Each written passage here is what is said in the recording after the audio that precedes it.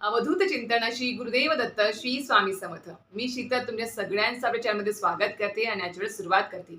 आशा करते की तुमचा नवरात्री मधला जो काही कुळाचार होता, जो काही संकल्प होता आई भगवतीसाठी किंवा तुमची कुठली इच्छा पूर्ण होण्यासाठी, जो कोणत्या तुम्ही मंत्र स्तोत्राचा किंवा दुर्गा सप्तशती या ग्रंथाच्या पाठात संकल्प केला असेल तो पूर्ण झाला असेल, कुळाचार असेल, कन्यापूजन असेल, हवन असेल किंवा देवीची ओटी भरणे, या सगळ्या गोष्टी विधिवत सगळ्या गोष्टी होम हवन हे सगळं पार पडलं असेल अशी आशा करते। आणि त्यातूनच तुमच्या आई भगवतीचा किंवा तुमची 3.5 शक्तिपीठांपैकी जी कोणती तुमची कुलदेवी असेल तिचा आशीर्वाद तुम्हाला भरभरून प्राप्त व्हावा अशी आई भगवतीकडे प्रार्थना करते आणि आजच्या वेळेला सुरुवात करते।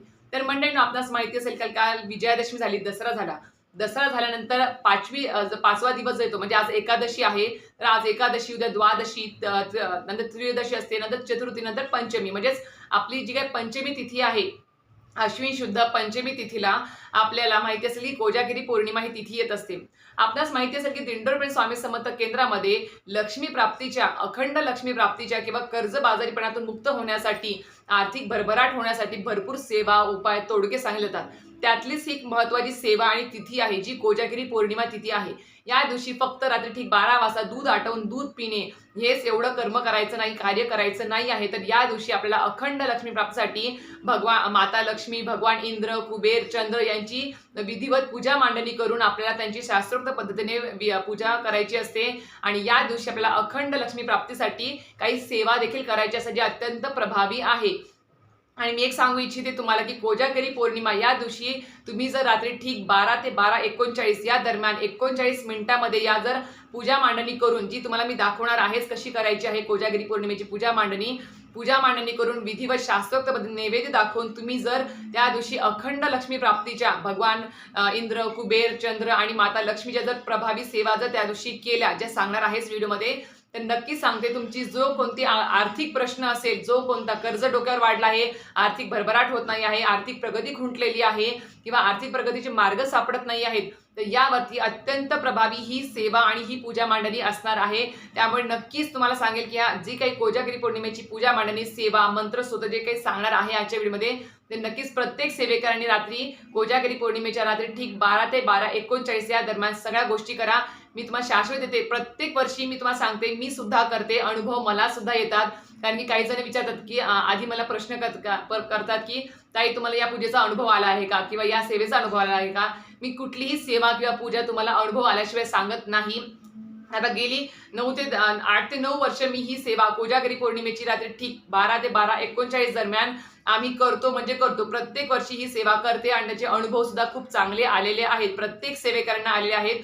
तुम्ही जवळच्या कुठल्याही सेवेकरांना विचारा केंद्रात जाऊन की कोजागिरी पौर्णिमेची जर ही पूजा मांडणी आपण केली, सेवा केली, तर काय अनुभव आयुष्यामध्ये आलेले आहेत तुम्हाला, नक्कीच विचारा। मला तर खूप छान आले आहेत। तुम्हाला जर घ्यायचे असतील तर नक्कीच या वर्षी तुम्ही जर म्हणजे याच्या आधी जर केली नसेल तर यंदा या वर्षीपासून ही पूजा मांडणी आणि सेवा करायला सुरुवात करा।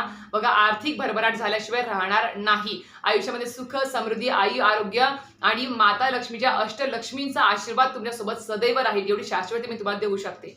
तर आता तुम्हाला हे सगळं पाहण्यासाठी नक्कीच व्हिडिओ पूर्ण बघावा लागेल, स्किप न करता बघावा लागेल, जेणेकरून तुम्हाला संपूर्ण माहिती व्यवस्थित कळेल।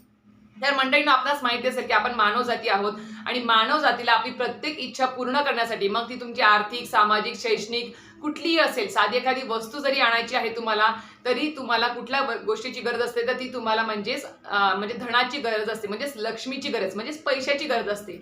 तर तो पैसा मिळवण्यासाठीच आपण जी काही धावपळ करतो आहे, जो काही 12 घंटे 24 घंटे काम करतो आहे, लगातार मेहनत घेतो आहे, कुठेतरी आपण म्हणतो ना, म्हणजे मेहनत तर करायची आहेच, कष्ट तर करायचे आहेत, पण कुठेतरी एक नशिबाची साथ त्याला पाहिजे असते, एक आध्यात्मिक जोड त्याला पाहिजे असते। तर त्यासाठीच मी तुम्हाला ही आज कोजागिरी पौर्णिमेची अत्यंत प्रभावी अखंड लक्ष्मी प्राप्तीची तुम्हाला सेवा सांगणार आहे, पूजा मांडणी दाखवणार आहे। त्यासाठी तुम्हाला सांगेल की आता म्हणजे त्याच्या मागे म्हणजे कोजागिरी पौर्णिमा ही जी पूजा मांडणी असेल किंवा सेवा असेल, त्यामागे एक पौराणिक कथा सुद्धा आहे। ही तुम्हाला सांगते की ज्या वेळेस मानव जातीवरती आर्थिक संकट आलं होतं, आर्थिक परिस्थिती खूप बिकट झाली होती मानव जातीची पौराणिक कथेमध्ये, त्यावेळेस सर्व मानवजात जी आहे ती भगवान नारायणाकडे गेली होती आणि भगवान नारायणाकडे जाऊन त्यांना विनंती केली की आम्हाला ह्या आर्थिक संकटातून बाहेर काढा. त्यावेळेस भगवान नारायण देवतांनी सांगितलं होतं की ज्या वेळेस अश्विन शुद्ध पक्षातील जी कोजागिरी पौर्णिमेची तिथी येते त्या दिवशी ठीक रात्री म्हणजेच मध्यरात्री तुम्ही ज्या वेळेस भगवान इंद्र, कुबेर आणि चंद्र आणि माता लक्ष्मी हे ज्या वेळेस पृथ्वी तलावरती म्हणजे येतात, भ्रमण करतात, फिरत असतात आणि चंद्र या दिवशी कोजागिरी पौर्णिमेच्या दिवशी तुम्हाला सगळ्यांना माहिती असेल की पृथ्वीपासून खूप जवळ अंतरावर आलेला असतो. या तिथीला जो मध्यरात्री जागून माता लक्ष्मी, भगवान इंद्र, कुबेर आणि चंद्र यांची मनोभावे सेवा, पूजा मांडणी करेल, त्यांच्यावरती, त्याच्या घरामध्ये, कुटुंबावरती सदैव सुख, शांती, आयु, आरोग्य आणि माता लक्ष्मीच्या अष्टलक्ष्मीचा आशीर्वाद सदैव त्या कुटुंबावरती राहील असं त्यांनी ते व्रत जे आहे कोजागिरी पौर्णिमेचं हे भगवान नारायणांनी जनतेला सांगितलं होतं, त्या मानव जातीला सांगितलं होतं आणि तेव्हापासून हे व्रत जे आहे ते आचरणात आलेलं आहे. तेव्हापासून या व्रताचा खूप लोकांना सुद्धा छान अनुभव आलेला आहे. आम्हाला सुद्धा आला आहे. तुम्ही सुद्धा घ्या अशी विनंती करेन. आणि आपल्यास माहिती असेल की या दिवशी दुधाचा नैवेद्य दाखवला जातो कोजागिरी पौर्णिमेला.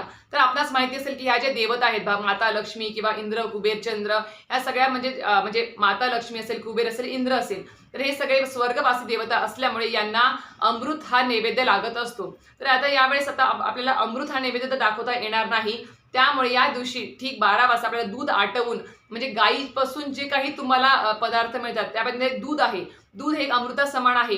त्यामुळे या दिवशी जर तुम्ही गाईपासून मिळालेल्या दुधाचा जर दूध आटवून त्याची जर तुम्ही खीर बनवली किंवा दुधाचा जो काही प्रसाद आहे तो तुम्ही आटवायचा आहे आणि ठीक रात्री 12 वाजता तो चंद्राच्या प्रकाशामध्ये ठेवायचा आहे. गॅलरीत ठेवा, गच्चीवर तुमची जिकडे बाल्कनी असेल तिथे ठेवा, पण त्याच्यामध्ये त्या दुधामध्ये चंद्राचा प्रकाश पडला पाहिजे अशा प्रकारे ठेवायचा आहे. त्यावेळेस म्हणजे प्रश्न पडला होता की त्यावेळेस अमृत म्हणून आपण भगवान इंद्र, माता लक्ष्मी किंवा कुबेर यांना काय दाखवणार. त्यावेळेस सांगितलं होतं की भगवान चंद्रांनी की तुम्ही या दिवशी मानव जातीला सांगितलं होतं की या दिवशी जर तुम्ही गायीपासून मिळाले जे दूध आहे ते आटवून त्याचा प्रसाद बनवून तुम्ही चंद्राच्या प्रकाशात जर ठेवला तर चंद्र देवता त्या दिवशी अमृताचा म्हणजे स्त्राव त्या दुधामध्ये कळेल त्यांच्या त्या चंद्राच्या किरणांमधून आणि त्याच्यामध्ये त्या दुधामध्ये ती शक्ती म्हणजे उतरेल त्या दुधामध्ये अमृताची आणि तो नैवेद्य आपल्याला ठीक पूजा मांडणी झाल्यावरती आपल्याला तो नैवेद्य या भगवान इंद्र, माता लक्ष्मी आणि कुबेर ज्यांची पूजा मांडणी आपण केली आहे त्यामध्ये तो दाखवायचा असतो. अशा प्रकारे याच्या मागे पौराणिक कथा आहे. आता आपण पूजा मांडणी बघूया कशी करायची. अतिशय साधी, सोपी, घरच्या घरी साहित्यामध्ये असणारी ही पूजा मांडणी आहे. तुम्हाला आता मी पूजा मांडणी दाखवते. आता हे बघा, तुम्ही पाहू शकता इथे पूजा मांडणी मी केलेली आहे इथे. तर इथे मी तुम्हाला दाखवू इच्छिते की पूजा मांडणी इथे काय केलेली आहे. तुम्हाला इथे दिसत असेल. सर्वप्रथम मी तुम्हाला सांगते कोजागिरी पौर्णिमा ही तिथी कधी सुरू होणार आहे आणि कधी संपणार आहे. तर कोजागिरी पौर्णिमा ही तिथी 16 तारखेला म्हणजे 16 ऑक्टोबरला बुधवारी ठीक रात्री 8:41 म्हणजे 8:45ला कोजागिरी पौर्णिमा तिथी सुरू होऊन जाईल आणि ठीक 17 ऑक्टोबरला गुरुवारी दुपारी 4:56 म्हणजेच 4:45 वाजता ही तिथी संपून जाणार आहे. त्यामुळे तुम्हाला ही कोजागिरी पौर्णिमेची जी काही पूजा मांडणी करायची आहे ती तुम्हाला 16 तारखेला म्हणजेच बुधवारी रात्री ठीक 12 ते 12:39 या दरम्यान करायची आहे. कारण की आपणास माहिती आहे कोजागिरी पौर्णिमाची जी काही पूजा मांडणी ती आपण ठीक रात्री 12 वाजताच करत असतो. मध्यरात्रीच करायची सेवा असते. त्याच्यामुळे सांगू इच्छिते. तर आता तुम्हाला पुढे कोजागिरी पौर्णिमेची थोडक्यात तुम्हाला मी माहिती सांगते आधी की पौर्णिमेची रात्र ही चंद्राची रात्र सर्वांना आनंद देते. अश्विन शुद्ध पौर्णिमा म्हणजे कोजागिरी पौर्णिमा. अशा या रात्री शरदाच्या चांदण्यात जे लोक आनंदात रमत खेळत जागरण करतात त्यांच्यावर देव प्रसन्न होतात असा समज आहे. हा उत्सव अश्विन शुद्ध पौर्णिमा या दिवशी रात्री ठीक 12 ते 12:39 या 39 मिनिटात करायचा असतो. भगवान इंद्र, लक्ष्मी, चंद्र, कुबेर यांची वर्षातून सेवा करण्याची हीच एकमेव वेळ असते. शक्यतो हा उत्सव जो आहे तो प्रत्येक सेवेकरांनी आपल्या घरीच करायचा असतो. तर आपणास माहिती असेल की ही जी आता तुम्हाला पूजा मांडणी असेल इथे मी कलश मांडलेला आहे, कलावा बांधला आहे, त्याचा लाल धागा कुठला असेल तर तो तुम्ही इथे बांधू शकता. आंब्याचा डगळा लागणार आहे. तांब्यामध्ये तुम्हाला फक्त पाणी घ्यायचं आहे, 1 रुपयाचं नाणं आणि सुपारी टाकायची. फक्त आंब्याचा डगळा घ्यायचा. तुम्हाला इथे जोड पानावर, विड्याची जोड पानावर तुम्हाला इथे म्हणजे आपल्या उजव्या हाताला विड्याच्या जोड पानावर श्रीयंत्र घ्यायचं आहे, जे दिंडोरपेठ स्वामी समर्थ म्हणजे गुरुपीठातून सिद्ध यंत्र असावं, सिद्ध केलेलं यंत्र. आणि आपल्या डाव्या हाताला जोडपाणावर विड्याच्या कुबेर यंत्र असा ठेवायचा आहे, जे श्री गुरुपीठ सिद्ध कुबेर यंत्र असावं. इथे बघू शकता. आणि मधोमध आपल्याला चंदनाचा भरीव गोल बनवायचा आहे, जो चंद्राचं प्रतीक असणार आहे. शंख असेल तुमच्याकडे तर शंख पण तुम्ही पूजेमध्ये ठेवू शकता. आणि तुम्हाला इथे तांदळाची राशीवरती हा तांदळाची रास आहे, त्याच्यावरती तुम्हाला हा कलश मांडायचा आहे. तुम्ही पांढरं वस्त्र अंथरू शकता, नाही वस्त्र अंथरलं, फक्त चौरंगावर पाटावर जरी ही पूजा मांडली तरीही चालणार आहे. आता मी ते दिसावी पूजा म्हणून फक्त इथे पांढरं वस्त्र अंथरलेलं आहे. बाकीला आणि अजून एक गोष्ट, कोजागिरी पौर्णिमा म्हणजेच तुम्हाला ठीक 17 तारखेला, तुम्हाला ठीक 16 तारखेला दुपारीच तुळशीपत्र तोडून घ्या. कारण की आपण माहिती आहे संध्याकाळी आपल्याला तुळशीपत्र तोडता येत नाही, त्यामुळे दुपारीच तुळशीपत्र कोणाकडून तरी तुम्ही तोडून घ्यायचे आहेत. ते तुम्हाला नैवेद्य दाखवण्यासाठी लागणार आहे त्या पूजेमध्ये. तर अशा प्रकारे तुम्हाला ही पूजा मांडणी आता करायची आहे. म्हणजे परत एकदा सांगते तुम्हाला, चौरंग घ्यायचा, चौरंगाच्या किंवा पाटाच्या खाली तुम्हाला रांगोळी काढून घ्यायची आहे. त्यानंतर तुम्हाला पांढरं वस्त्र अंथरा किंवा नाही अंथरलं तरी चालेल.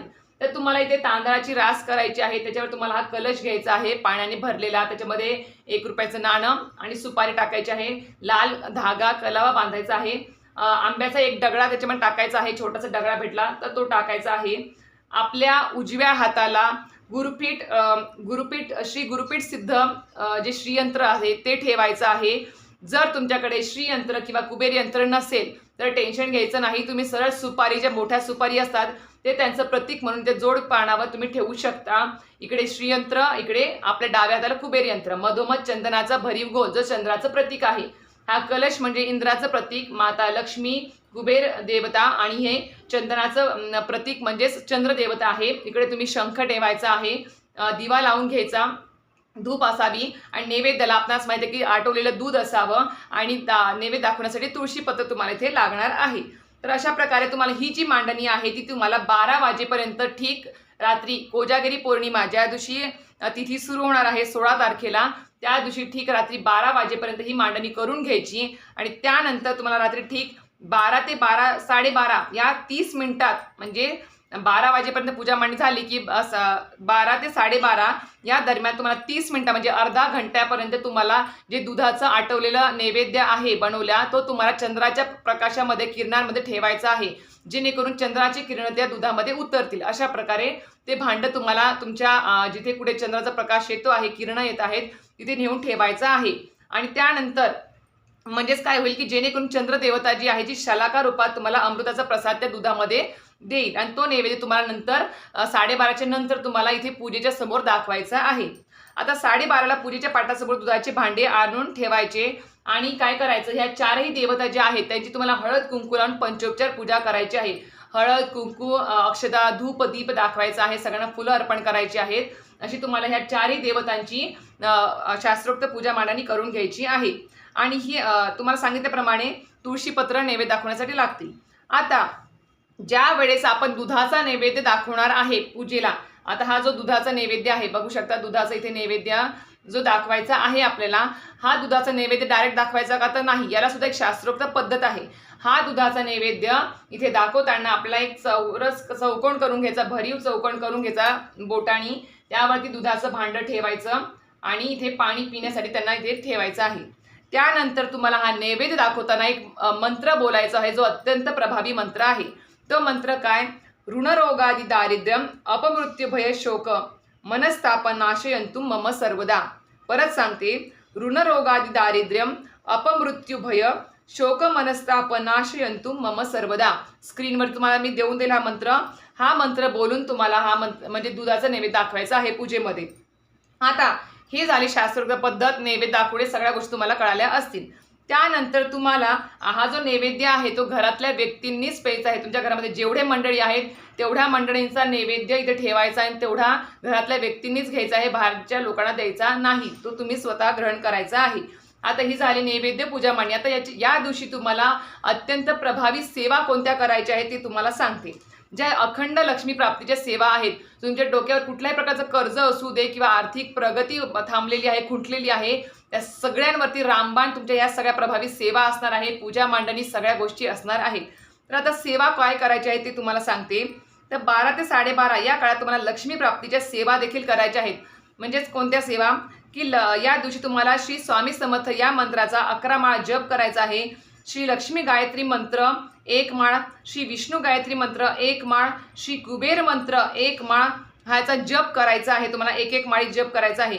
तसेच तुम्हाला 16 वेळा श्री सुक्तमचं पठण करायचं आहे आणि श्री व्यंकटेश स्तोत्र 1 वेळा म्हणायचं आहे. संस्कृतमध्ये तुम्हाला आपल्या नित्यसेवेच्या पोथीमध्ये दिलेलं आहे 15 ओव्यांचं, ते सुद्धा म्हणू शकता किंवा तुम्ही जी मोठी आहे जास्त ओव्यांची पोथी व्यंकटेश स्तोत्राची ते सुद्धा तुम्ही पठण करू शकता. त्यानंतर तुम्हाला गीतेचा 15वा अध्याय या दिवशी वाचायचा आहे. मी तुम्हाला सगळ्या सेवा स्क्रीनवर देऊन देईन, पण तुम्ही या सगळ्या सेवा आवर्जून करायच्या आहेत. आपणास माहिती असेल की या दिवशी जी तिथी आहे म्हणजे कोजागिरी पौर्णिमा जी आपण मध्यरात्री करतो. मध्यरात्री का करतो? कारण की या दिवशी चंद्रदेवता ही पृथ्वीच्या जवळ येत असते आणि या दिवशी चंद्रदेवतासोबतच माता लक्ष्मी, भगवान कुबेर, इंद्र आणि हे जे देवता आहे ते पृथ्वी तलावर भ्रमण करत असतात आणि बघत असतात की कोण जागा आहे आणि कोण जागा राहून माझी शास्त्रोक्त पद्धतीने सेवा पूजा करत आहे. त्यांच्यावरतीच त्यांचा आशीर्वाद म्हणजे आशीर्वादाचा वर्षाव होत असतो आणि भरभरून त्यांच्या कुटुंबावरती जे कोणी पूजा मांडणी सेवा करतात त्यावरती माता लक्ष्मी, भगवान इंद्र, कुबेर, चंद्र हे भरभरून आशीर्वाद देतात आणि सुख, समृद्धी, आयु, आरोग्य, अखंड लक्ष्मी प्राप्तीच्या आणि माता लक्ष्मीच्या आठही म्हणजे अष्टलक्ष्मीचा आशीर्वाद त्या कुटुंबावरती सदैव राहत असतो. म्हणून ही सेवा करा, पूजा मांडणी करा आणि सेवा सुद्धा करा. आता कारण की ही माता लक्ष्मीची अत्यंत प्रभावी सेवा आहे. लक्ष्मी म्हणजे काय? श्री, शोभा, लक्ष्मी अनेक प्रकारची आहे. वित्तलक्ष्मी, गुणलक्ष्मी, लक्ष्मी, भावलक्ष्मी वगैरे सर्वच प्रकारची लक्ष्मी ही जागृत माणसाला मिळत असते. पण आळशी, प्रमादी किंवा झोपाळू माणूस प्रत्यक्ष समोर आलेल्या लक्ष्मीलाही ओळखू शकत नाही.